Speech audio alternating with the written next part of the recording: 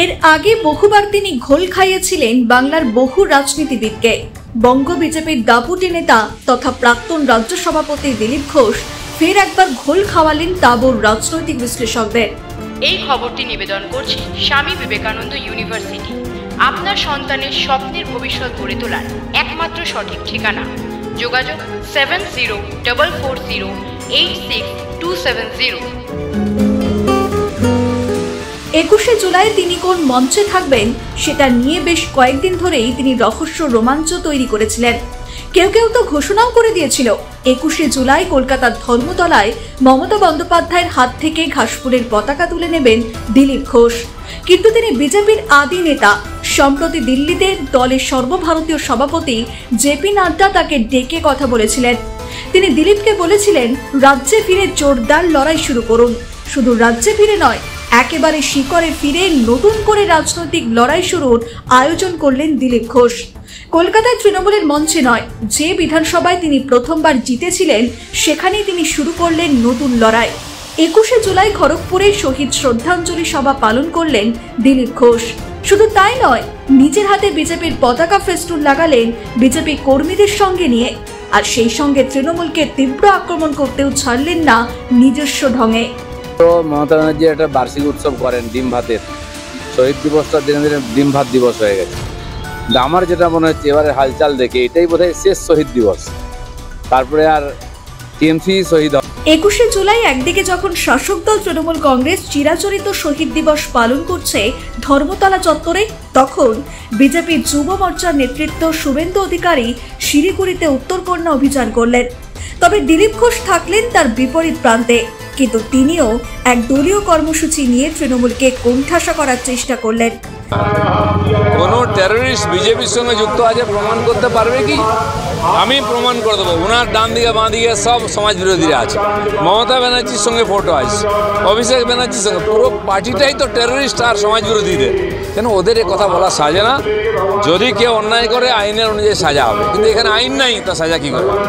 সোমবার বেলা 3টে নাগাদ খড়গপুরের গিরি ময়দানে জামায়াতে ডাক দিয়েছেন দিলীপ। কর্মসূচির নাম দিয়েছেন শহীদ শ্রদ্ধাঞ্জলি সভা। সেখান থেকেই তিনি বলেন, বাংলার নামে বাংলাদেশি ভোটারদের বাঁচাচ্ছেন মমতা। তৃণমূল নেত্রী মমতা বন্দ্যোপাধ্যায়কে তীব্র আক্রমণ শানিয়ে বঙ্গ বিজেপির প্রাক্তন সভাপতি এদিন বলেন, জয় বাংলা বললেই কেউ বাঙালি হয়ে যায় না। বাংলাদেশ থেকে ভোটার অনুপ্রবেশকারী নিয়ে আসছেন মমতা। এর বিরুদ্ধে আমাদের লড়াই চলছে। আমাদের 250 জন প্রাণ দিয়েছেন। তার প্রশ্ন, বাংলা ভাষার জন্য মমতা কি করেছেন? বাংলা ভাষাকে বরং সম্মান দিয়েছেন প্রধানমন্ত্রী নরেন্দ্র মোদী। তিনি দ্রৌপদী ভাষায় মর্যাদা দিয়েছেন। এখানেই শেষ নয়, এদিন খড়গপুরে দাঁড়িয়েই দিলীপ ঘোষ স্বভাবসুলভ ভঙ্গিমায় বলেন, দিদিমণি আর ভাইপো পুরনো ক্যাসেট বাজাচ্ছেন। মানুষ তা বুঝে গিয়েছে। আচমকা জগন্নাথ মন্দির করলে হিন্দু হওয়া যায় না।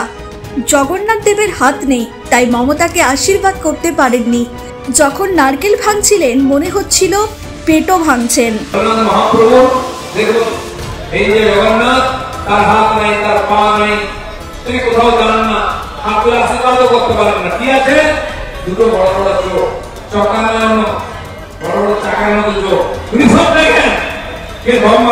চুরি করছে, কে কাটমানি দিচ্ছে, কে সিন্ডিকেট চালাচ্ছে, কে চাকরির টাকা নিয়েছে, সব জানেন।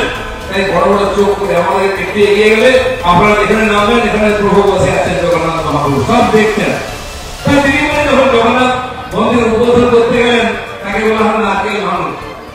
পন্ডিতজি নারকেল গেলেন, নারকেল ভাঙেননি। কেমন নারকেল ভাঙছেন? যেন পেটো মারছে। পেটো মারতে দেখেছেন কিনা পাড়ার মস্তানদের?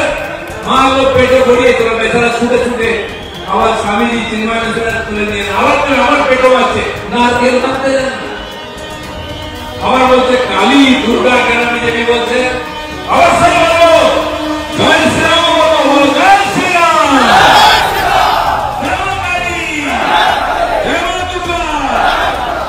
উল্লেখ্য, দীঘার নবনির্মিত জগন্নাথ মন্দিরে রাজ্য সরকারের আহ্বানে হাজির হয়েছিলেন সস্ত্রীক দিলীপ ঘোষ।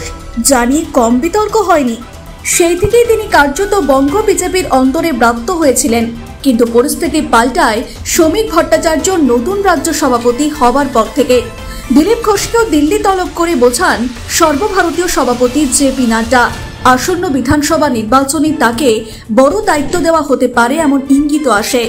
এরপরে দিলীপ ঘোষ পুরোপুরি নেমে পড়লেন বিজেপির ঝান্ডা বাঁধতে, যা নিয়ে কটাক্ষ করতে ছাড়ছেন না তৃণমূলের মুখপাত্র কুণাল ঘোষ।